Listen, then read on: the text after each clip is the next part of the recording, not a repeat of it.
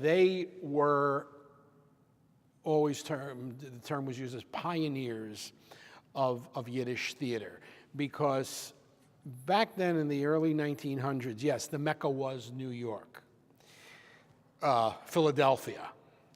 And actually, one of the first companies that they were involved in as producers was in Boston, where my dad was born.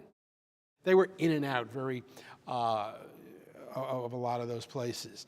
So New York, it was mainly New York and Philadelphia were the Meccas of Yiddish theater. But my grandparents just said, you know, there was such competition that they felt there's got to be people who have immigrated, Jews who have immigrated and gone on to other places all throughout North America. New York's not the only place.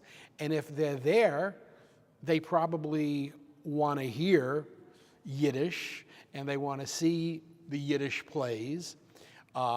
So let's find an audience. And no, they didn't do it the way the Goldfaden troupe did it in Europe. They didn't go or Jacob P. Adler, they didn't play on a wooden platform. They went into actual theaters and leased them. But they started taking it to places like San Francisco and Los Angeles, and even into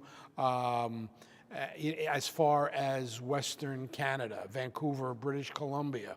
And you would not think that in the 1920s, mid to late, early 1920s, that there would be enough of an audience in a place like Vancouver, British Columbia, to bring Yiddish theater to.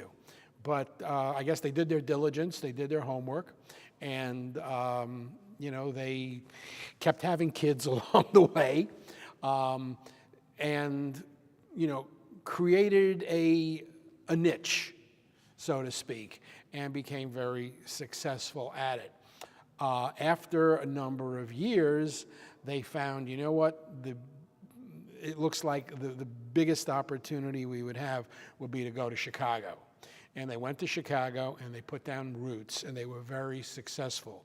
And they were the producers. It was called the Reinhardt Grossman Star Company.